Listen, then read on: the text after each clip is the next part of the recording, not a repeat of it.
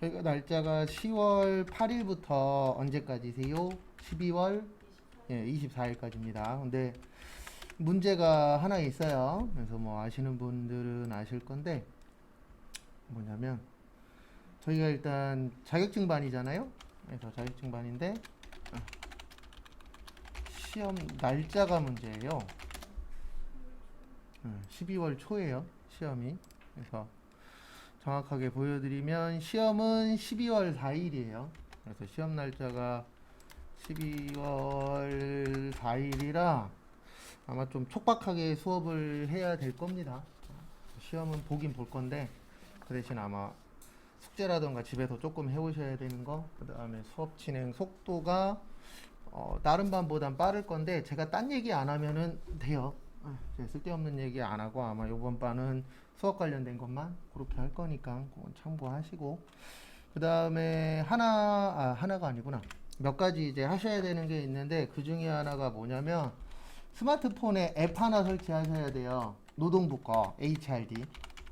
HRD 요거 앱을 설치를 하셔야 돼요. 왜냐면 저희가 수업 시간이 4시간이잖아요. 그러면은 2시간 지난 다음에 요건 4시간 이상인 반만 하는 거예요. 4시간 이상인 반만 그 사이에 신호 확인이라는 걸 해야 돼요. 근데 이제 그거 하는 이유는 저희 반은 솔직히 해당 사항은 없는데 그 지금 코로나 때문에 인원이 많은 반들은 줌 수업 하잖아요. 그래서 나와서 들으시는 분 있고 그 다음에 줌으로 들으시는 분 계신데 저희는 인원이 적어서 줌 수업은 안 해요.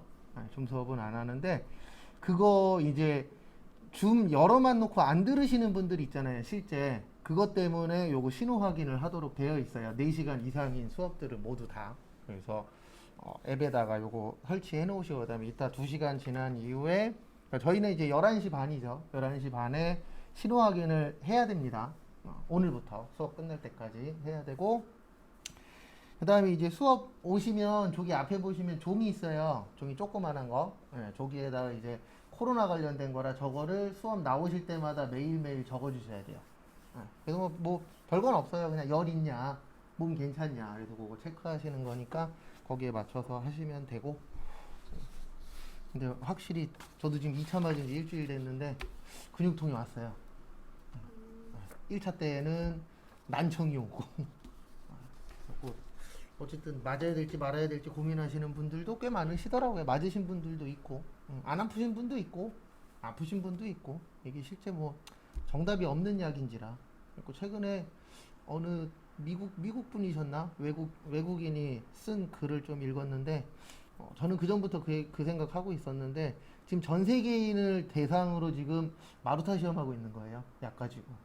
아, 근데 정답은 없어요. 이걸 꼭 맞아야 된다, 말아야 된다라고 볼 수는 없으니까. 왜냐면 맞아서 또 안 좋아지시는 분들도 있고, 맞아서 괜찮은 분들도 계시니까. 근데 어쨌든 맞게 되면은 몸 관리는 하긴 해야 되겠더라고요.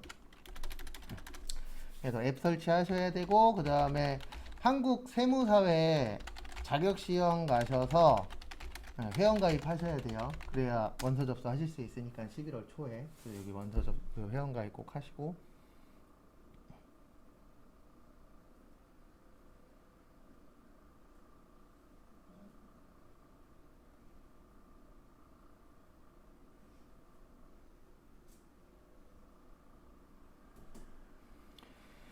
그 다음에 또 보실 게,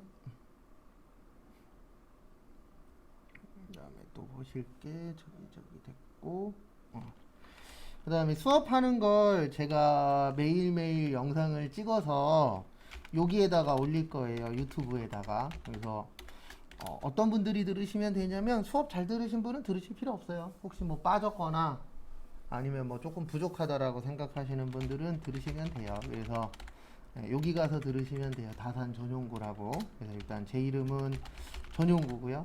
그다음에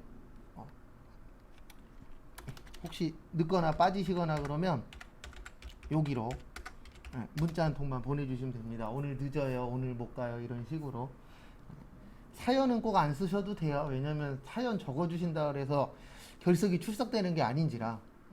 그것만 좀 해주시면 되고, 그 다음에 뭐 딴 거 있겠습니까? 딴 거 없죠 뭐. 그냥 열심히 잘 나오셔서 열심히 잘 수업 들으시면은 좋은 결과 있지 않을까 라고 생각 듭니다. 그래서 그건 참고하시고,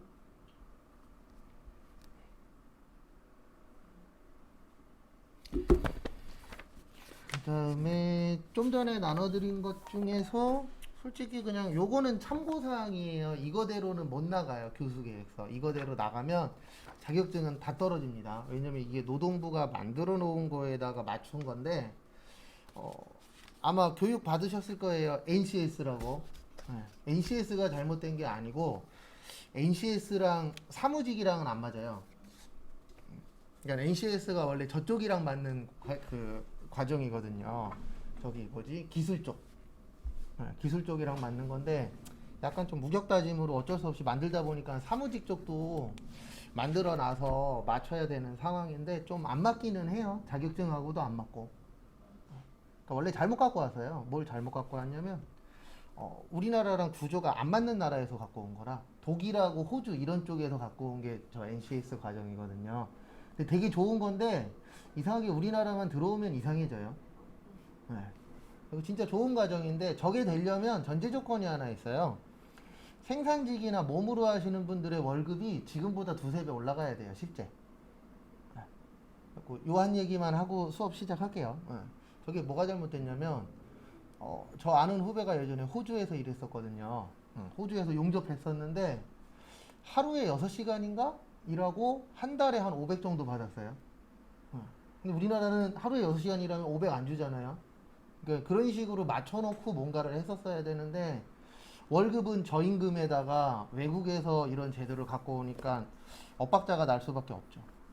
외국 같은 경우에는 솔직히 몸으로 하는 거 잘 안 하려고 그러잖아요. 요즘 사람들이. 그래서 몸으로 하는 거 좀 월급 많이 주거든요. 근데 우리나라는 아직은 적잖아요. 월급 자체가. 그래서 그게 좀 변하면은 NCS가 좀 힘을 발휘하지 않을까. 그건 뭐 나중 얘기고.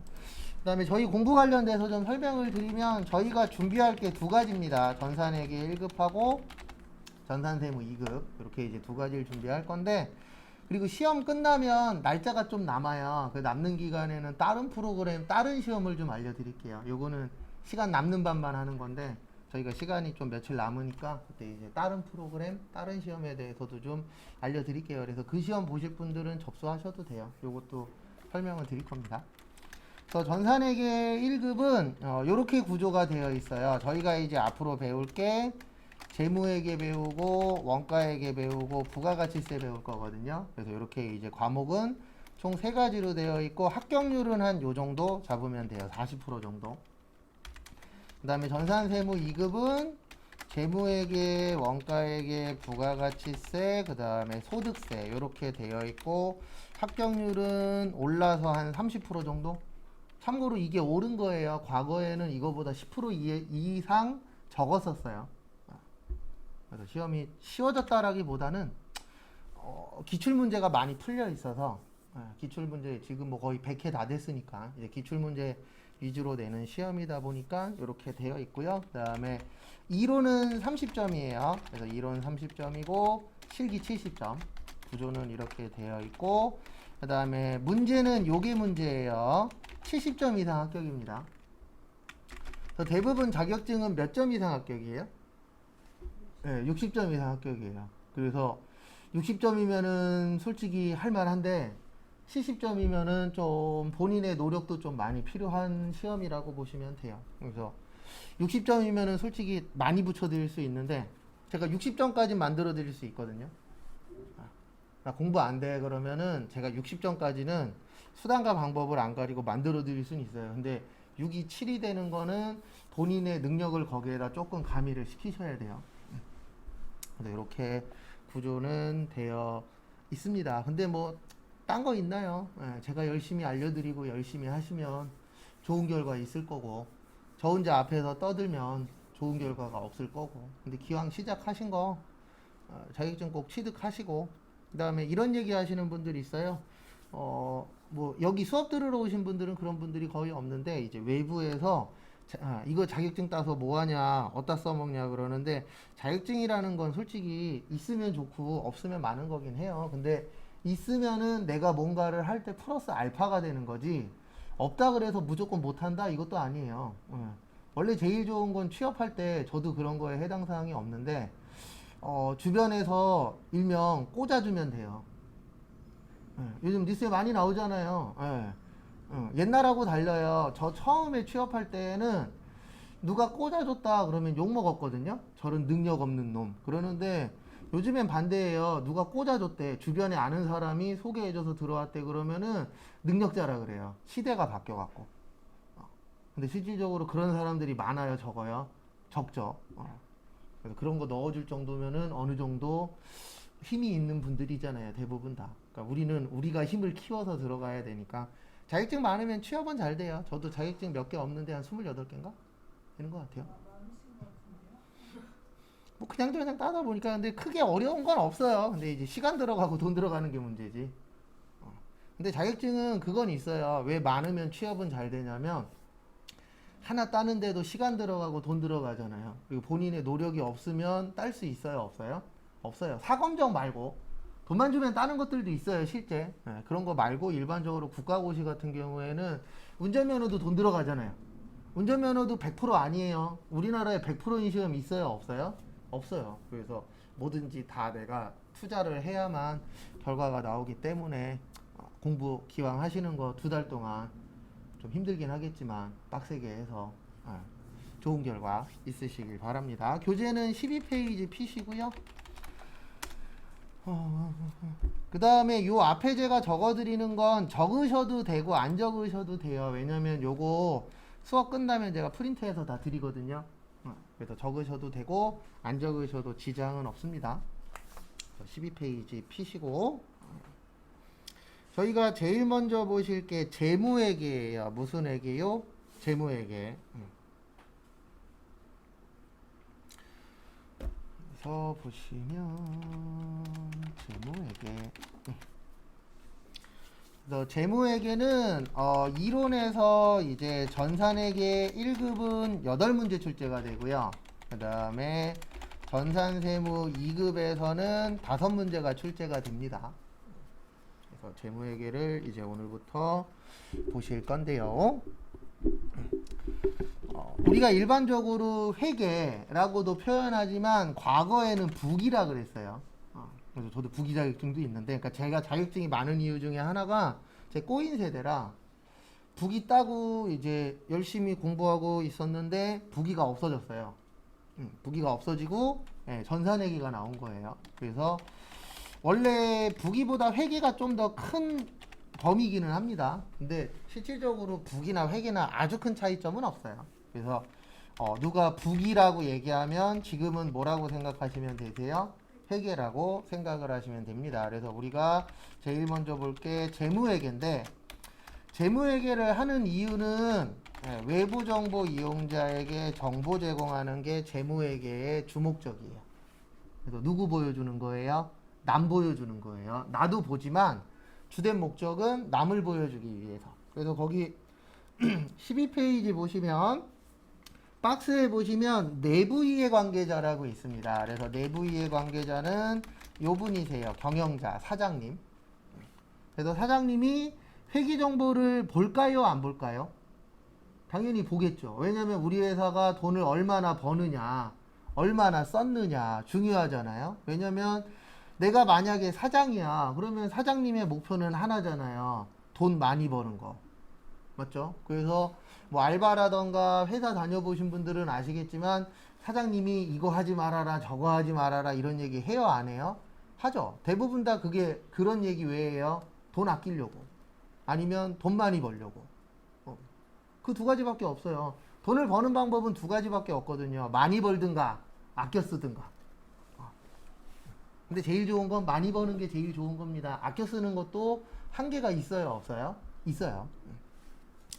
그래서 경영자도 보는데 요 재무회계는 내부보다는 어디라고요? 외부예요. 그래서 외부 이해 관계자라고 거기 있는데요. 보시면 처음에 출자 주주라고 있습니다. 요 출자 주주가 이거 하시는 분들이에요. 주식 하시는 분들. 그래서 요즘 이거 난리죠? 하지 마십시오. 되도록이면. 돈 있으면 하는데 돈 없으면 하지 마세요. 저는 주식은 해본 적은 한 번도 없는데 저 같은 성격은 주식 못해요. 왜냐면 내 돈 떨어지면은 난리 나는 사람이라. 이런 분들은 투자하시면 안 돼요. 이런 분들은 그냥 통장에다가 조용히 넣어놓는 방법밖에 없어요. 아니면 적금 들든가. 부동산 투자도 못해요. 왜냐면 요즘 부동산 투자가 아니고 부동산 투기잖아요. 현재는.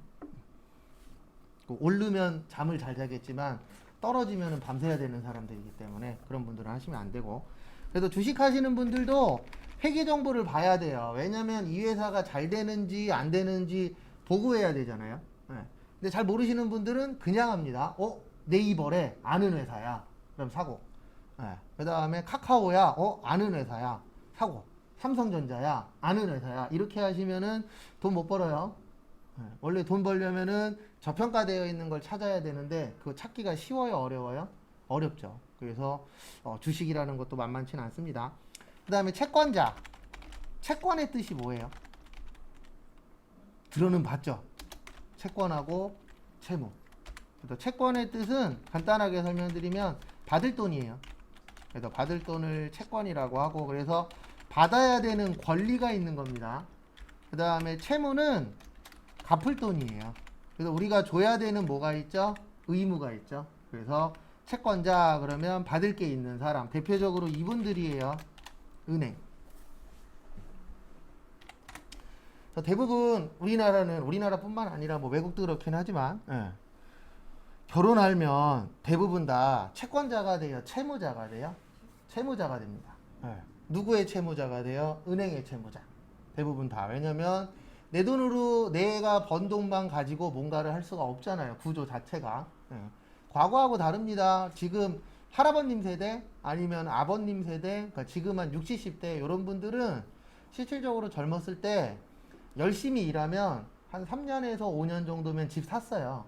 왜냐면 그 당시에 집값은 지금처럼 이렇게 차이가 나지 않았으니까. 근데 지금은 서울에 집 살려면요, 최소 10년 이상 1원도 안 써야 집을 살 수 있어요. 그것도 대출 받고. 그냥 사는 것도 아니에요. 그냥은 못 사요. 10년 갖고도. 왜냐면 일반적으로 뭐 많이 벌어서 한 400씩 받는다라고 쳐도 10년에야 4억이잖아요. 그럼 서울에 4억짜리 집 중에서 일반적으로 괜찮다라고 생각되는 집 거의 없어요. 인천도 요즘에 웬만한 데 3억 넘어가니까. 그래서 채권자 그러면은 받을 게 있는 사람. 그 다음에 종업원도 봐요. 종업원은 왜 보냐면 우리 회사 잘 돼야 돼요, 망해야 돼요? 잘 돼야 되죠. 근데 우리 회사 망해가고 있어. 그러면 어떻게 할 거예요? 그만둬야 되겠죠. 그래서 제가 그만둔 적 있어요. 회사가 사장님이 대출 받아서 월급을 주는 거예요. 남는 게 없어서. 그래서 회사 그만두고 2달 후에 지나가는데 간판이 없어졌더라고요. 망한 거죠. 그래서 종업원도 정보를 봅니다. 왜냐면 우리 회사가 잘 돼야 내가 월급이 올라갈 수 있어요, 없어요? 있겠죠. 그래서 그런 부분들 때문에 중요해요. 그 다음에 정부도 보세요. 근데 정부가 보는 이유는 하나입니다. 뭐 거두시려고요? 세금 거두시려고. 근데 시험 문제는 이런 게 나오는 게 아니고 시험 문제는 요게 나와요. 외부 정보 이용자. 요거는 그냥 설명드리기 위해서 한 거고. 그래서 요거 중요합니다. 재무회계는 남 보여주는 게 주된 목적이세요. 그 다음에 거기 교재 12페이지 밑에 보시면 재무회계 있고요. 그 다음에 관리회계라고 있습니다. 관리회계 그 옆에다가 원가회계라고 적어주세요. 그 다음에 밑에 빈 공간에다가 세무회계라고도 좀 적어주십시오.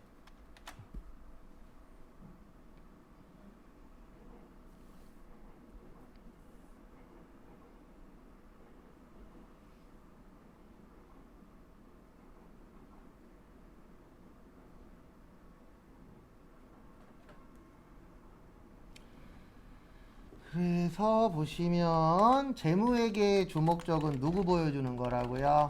남 보여주는 거. 외부 정보 이용자에게 정보 제공하는 게 주된 목적이고요. 그 다음에 관리회계, 원가회계는 내부 정보 이용자에게 정보 제공하는 겁니다. 그래서 맨날 저기 백종원 아저씨 있잖아요. 백종원 아저씨가 골목 식당 나오면 이 얘기 많이 하죠. 원가 얘기.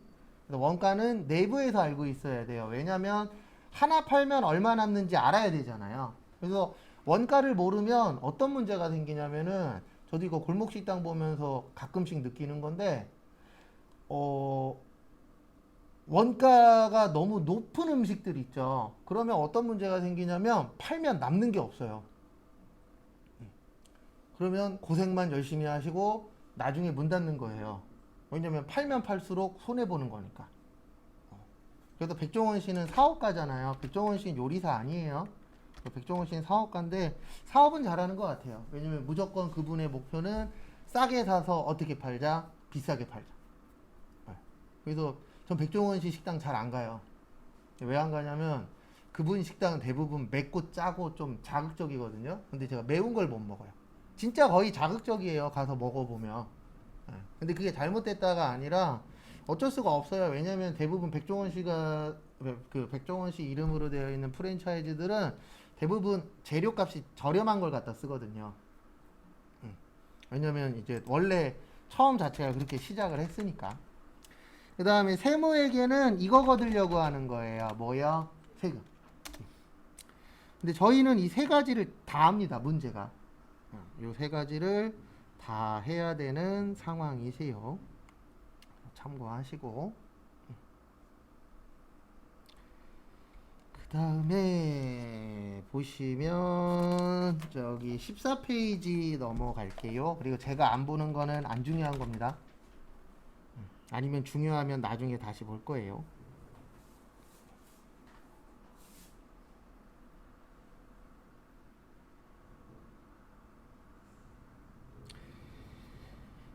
그래서 보시면 저희가 다음 주 월요일은 수업이 없죠. 대치 공휴일이니까. 그래서 다음 주 화요일 날 수업이 있는데 쪽지 시험을 볼 거예요. 그 나눠드린 것 중에서 2장짜리 있어요. 그게 쪽지 시험 보려고 나눠드린 거예요. 거기에 일반적으로 정리되어 있는데 혹시 거기에 없는 거는 적어서 쪽지 시험을 볼 겁니다. 근데 쪽지 시험 보는 이유는 딴 거 아니고요. 공부하시라고. 그리고 쪽지 시험 보는 건 중요하니까 기억하시라고 보는 거예요. 그래서 거기 14페이지 보시면 질적 특성이라고 있습니다. 무슨 특성 있으세요? 질적 특성. 그리고 제가 질문을 좀 많이 할 거예요. 그러면 아는 거 있으면은 대답 열심히 하시고. 그래서 대답하라고 하는 이유는 2가지예요. 하나는 공부니까 졸려요. 근데 대답하다 보면 좀 덜 졸려요. 그 다음에 또 하나는 내가 생각하고 있는 게 맞는지 틀리는지 확인하시라고. 그래서 틀릴 수도 있죠. 틀리려면 여기서 틀려야 돼요. 회사 가서 틀리면 안 돼요. 맞죠? 회사 가서 자주 틀리잖아요. 그러면 일명 찍혀요. 쟤는 일 못하는 애. 그 회사가 힘들어지면은 쟤를 먼저 잘라야 돼. 이렇게 될 수도 있어요, 없어요? 있어요. 그래서 회사에서는 솔직히 저도 이제 지금 생각해보면 제가 어렸을 때는 회사 생활을 잘못했어요. 왜냐면 저는 남들보다 잘해야 되겠다라는 생각으로 했었는데 남들보다 잘할 필요도 없고요. 그냥 안 혼나게끔 하면 돼요. 그게 회사 생활 제일 잘하는 거예요. 왜냐면 칭찬 들으면 들을수록 일이 많아지고 힘들어져요. 그래서 반대로 혼나면 혼날수록 또 힘들거든요. 그래서 제가 봤을 때 가장 좋은 회사 생활은 그건 것 같아요. 그냥 내가 주어진 것만 열심히 하고, 그거보다 더 잘할 필요는 없어요. 더 잘해봤자 일반 늘어나니까. 그래서 질적 특성에는 2가지가 있습니다. 거기 보시는 것처럼 목적적 합성하고 신뢰성. 그래서 이거 외우는 이유는 뭐냐면은요, 시험 문제에서 종류 잘 물어봐요. 우리 저희가 암기하는 것들은 90% 이상 저거밖에 없어요. 종류하고 그다음에 공식. 왜냐면 계산 문제 풀어야 되거든요. 그래서 거의 그런 내용이라고 보시면 되세요. 그래서 목적적 합성에는 3가지가 있습니다. 예측가치, 그 다음에 피드백가치, 적시성. 그 다음에 신뢰성에는 표현의 충실성, 검증 가능성, 중립성. 그래서 거기 3가지씩 있으시죠. 그리고 나눠드린 거 2장짜리에도 적혀 있어요. 그리고 교재는 아까 잠깐 설명드렸지만 갖고 다니지 마시고 저기 앞에 보면은 있죠, 책장. 저기에다 넣어놓고 다니세요. 교재 갖고 다니는 거 별로 안 좋아해요. 근데 왜 그러냐면 갖고 가서 맨날 공부한대요. 물어봐요. 갖고 가신 분한테 공부하셨어요? 그러면 들고 갔다 들고만 오죠. 참고로 원래 그게 지극히 정상입니다. 세상에서 제일 재미없는 게 공부잖아요. 근데 지금 우리 왜 공부하러 왔어요? 뭐 벌어야 되니까? 돈 벌어야 되니까. 어렸을 때 공부랑 지금 공부랑 달라요. 20살 넘어서 하는 공부는 대부분 다 돈 벌려고 하는 공부예요. 그래서 공부라고 생각하지 마시고 돈이라고 생각하고 해야 됩니다. 저도 돈이 걸리면 죽기 살기로 해요. 왜냐면 돈 벌어야 되니까. 그래서 첫 번째 보시면 예측 가치라고 있습니다. 그래서 여러분들도 예측하시고 여기 오셨죠. 그래서 내가 수업 잘 들어서 자격증 따서 뭐 해야지? 취업해야지. 근데 참고로 이거는 있어요. 회계 배우면 취업할 수 있는 범위는 엄청나게 넓어집니다. 왜냐면 대부분 회사에 격리 직원 있어요, 없어요? 있죠. 아파트도 격리 직원 있죠. 병원에도 격리 직원 있죠. 그래서 내가 갈 수 있는 범위는 엄청 넓어져요. 그러니까 다른 공부하고 좀 달라요. 대부분 공부들이 보면은 정해져 있잖아요. 갈 수 있는 곳이. 근데 회계는 갈 수 있는 곳이 무궁무진하게 넓어집니다. 그 대신 단점은 하나 있어요. 무슨 단점이 있냐면 나만 공부할까요? 많은 사람들이 공부할까요? 많은 사람들이 하다 보니까 단점은 뭐냐면 갈 수 있는 데는 많아지는데 월급은 그렇게 센 편은 아니에요. 근데 그 이유는 뭐냐면 나 그만두면 할 사람 많아요, 적어요? 많아요. 네. 그 대신 장점은 뭐냐면 오래 할 수 있어요. 왜냐면 돈 만지는 거다 보니까 사장님들이 자주 바뀌는 걸 썩 좋아하진 않아요. 그래서 우리 회사가 어느 정도 괜찮고 문제 없어. 그 다음에 나도 크게 뭐 잘못하는 게 없어. 그러면 오래 다닐 수는 있어요. 그게 이제 장점. 근데 이제 단점이라 그러면은 너무 할 사람이 많다 보니까 내가 뭔가 특별한 능력이 없으면 월급이 아주 세진 않아요. 그냥 먹고 살 정도. 그래서 회계하시는 분들이 주식 많이 해요. 왜냐면 어쩔 수 없잖아요. 돈을 덜 벌고 싶어요? 더 벌고 싶어요? 더 벌고 싶죠. 그래도 저는 오늘 금요일이죠. 집에 가면서 또 로또를 사야죠. 제가 돈 버는 방법은 그거밖에 없으니까. 일주일에 5,000원어치씩 사요. 그래서 예측 가치는 말 그대로 예측하는 겁니다. 내가 어떤 목적에 맞춰서 쓰려면은 예측을 해야 되잖아요. 그래서 여러분들은 이 수업을 들어서 자격증을 따서 취업해야지. 그리고 저는 이 수업을 열심히 해서 돈 벌어야지. 그러니까 각자만의 목적이 있죠. 근데 어느 정도 예측해요, 안 해요? 해요. 그래서 저는 이제 제 예측은 항상 들어오시는 분들 다 붙여야지. 합격을 다 시켜야지. 그리고 꼭 이런 거 물어보시는 분들이 종종 있어요. 합격 다 하면 뭐 나오냐고. 1원도 안 나와요. 제가 자격증 얘기 좀 자주 하거든요. 근데 딴 것 때문이 아니고 자격증 따야 취업하잖아요. 요즘 시대에 자격증 없으면 웬만한 데 취업 못해요. 아니면 내가 뭔가 진짜 특별한 다른 게 있던가. 그런 거 아니면 취업하기가 옛날하고는 좀 달라요. 왜냐면은 옛날에는 자격증 없이 취업하는 사람들도 많았었거든요. 근데 가면 갈수록 일명 스펙이라 그러죠. 스펙 없으면 취업하기가 힘들어요. 왜냐면 웬만한 사람들 자격증 다 갖고 있잖아요. 근데 나만 없어. 그러면은 취업할 때에 내가 불리합니다. 그건 어쩔 수 없는 거예요. 내가 뭔가 특별한 게 없는 이상은 어느 정도 스펙은 맞춰야 돼요. 그 다음에 피드백 가치. 이거는 뭐냐면 피드백은 간단하게 설명드리면 조언이라고 생각하시면 돼요. 그러니까 수정하는 거예요. 이 피드백은. 그래서 우리가 이럴 수가 있잖아요. 내가 어느 정도 예측을 해서 했는데 이 예측치가 안 맞을 수도 있어요, 없어요? 있어요. 그러면은 고쳐야 돼요, 그대로 밀고 나가야 돼요? 고쳐야 돼요. 그 고치는 걸 뭐라 그래요? 피드백이라고 표현합니다. 그래서 제가 간혹가다 피드백 해드리는 분들이 있어요. 그래서 뭐 공부가 잘 안 돼요 이렇게 물어보면은 뭐가 안 되냐? 그다음에 그 얘기를 듣고 고쳐드리는 거. 그래서 고치는 걸 뭐라 그런다고요? 피드백. 그 다음에 적시성은 말 그대로 적시, 요건 타이밍이라고 보시면 되세요. 그래서 우리가 어떤 목적에 맞게 하려면은 타이밍도 중요하잖아요. 근데 우리 반이 타이밍이 아주 좋은 케이스는 아니에요. 왜냐면 일주일 뒤로 밀리면서 인원이 없어갖고 일주일 뒤로 밀렸었잖아요. 그러면서 이제 시험 날짜하고 개강 날짜하고 어쨌든 일주일 정도 가까워졌죠. 그래서 타이밍도 어때요? 뭐든지 다 중요합니다. 인생은 타이밍이에요. 그 다음에 신뢰성은 믿는 거죠. 그래서 여러분들이 저를 수업 끝날 때까지 믿어야 됩니다. 그래서 가끔씩 안 믿는 분들이 있어요. 절 안 믿으면은 결과가 좋아요, 나빠요? 나쁩니다. 그래서 제가 이거 하세요. 그러면 믿는 분들은 열심히 하실 거고, 안 믿는 분들은 해야 되나 말아야 되나 고민할 거고. 근데 제가 하라고 하는 거 잘 하셔야 자격증을 취득하실 수 있습니다. 우리 반의 목표는 아무것도 없잖아요. 딱 하나밖에 없어요. 자격증 취득하는 거. 그래서 표현의 충실성. 그래서 표현을 할 때 충실하게 해야 돼요. 이게 무슨 뜻이냐면은 만약에 오늘 물어봤어요. 오늘 질문을 해갖고 제가 A라고 대답을 했어요. 근데 내일 또 궁금해갖고 똑같은 걸 또 물어봤는데 내일은 B래. 근데 그 다음날 또 물어봤는데 그 다음날은 또 C래. 이렇게 표현이 계속 바뀌게 되면 그 사람을 믿을까요? 못 믿을까요? 못 믿겠죠. 왜냐하면 똑같은 질문에는 어떤 대답이 나와야 돼요? 똑같은 대답이 나와야 아, 이 사람은 안 바뀌는 사람이구나. 믿을 수 있구나. 이렇게 하는데 이게 시시각각 변해. 그러면 믿음이 뭐해질 수밖에 없어요? 떨어질 수밖에 없죠. 그 다음에 검증 가능성. 우리 검증 중요하잖아요.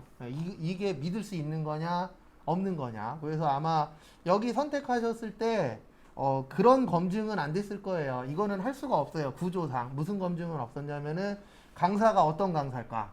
이거는 안 됩니다.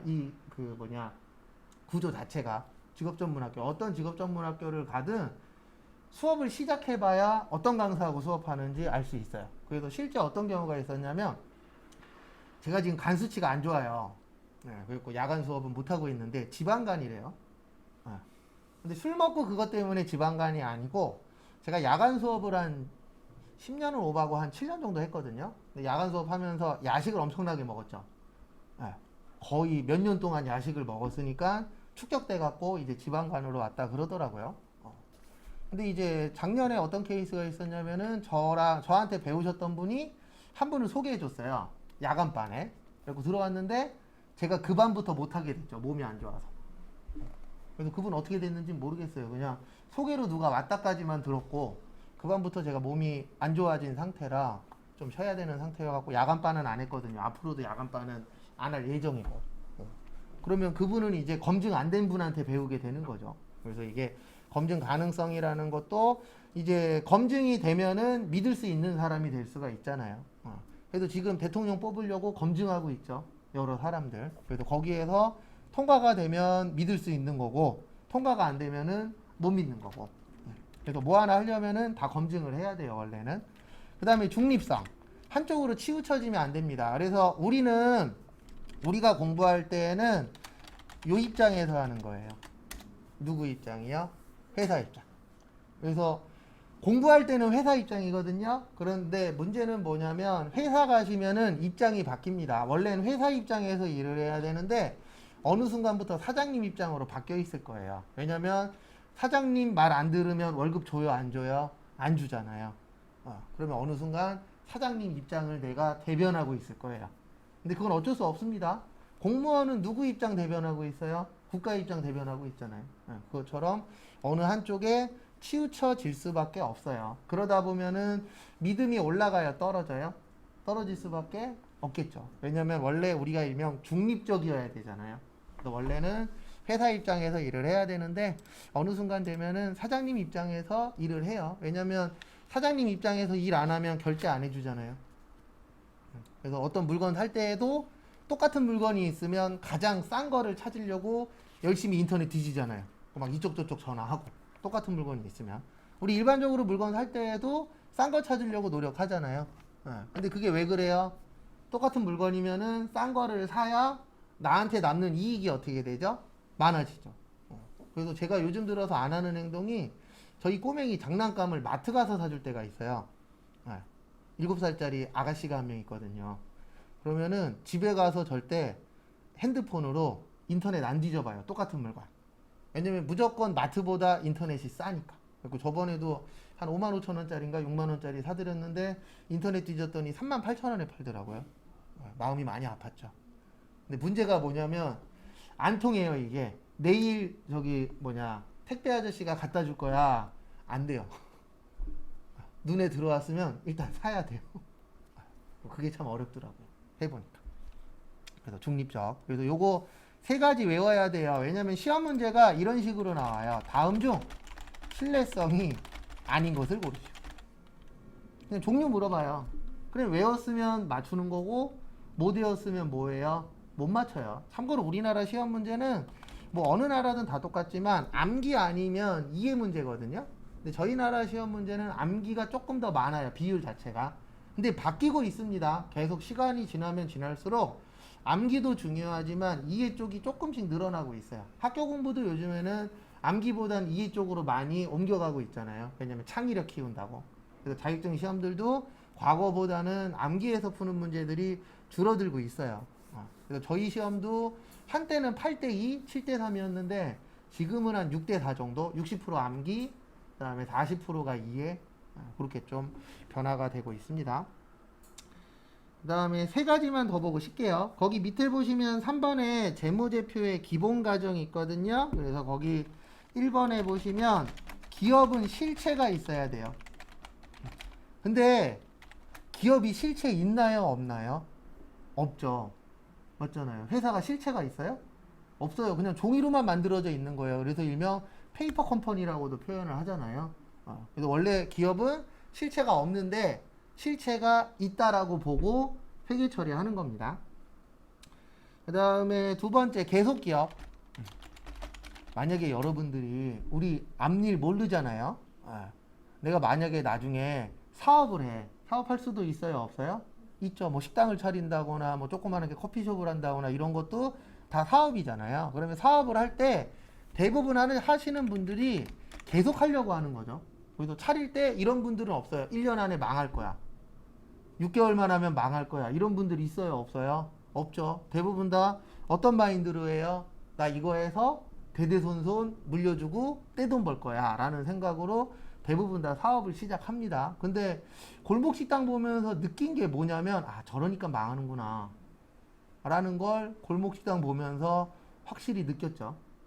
근데 그건 알고 계셔야 돼요. 골목식당이나 일부 요즘에 뭐 유튜브에서도 막 식당 같은 거 나오잖아요. 그건 잠깐이에요. 안 됐었던 이유가 분명히 있잖아요. 그 안 됐었던 이유를 찾아서 해결을 못하면 나중에 망합니다. 그래서 골목식당에 나온 데들도 지금 꽤 많이 망했잖아요. 근데 뭐 코로나 영향도 있지만 제가 봤을 때 코로나가 100은 아니에요. 코로나가 옴으로 해서 그게 빨라진 건 있습니다. 원래 문을 닫을 집인데 닫아야 되는 속도가 빨라진 집도 있고 원래 문을 안 닫아야 되는데 문을 닫게 된 집들도 있어요, 없어요? 있어요. 근데 대부분 후자는 크게 한 집들.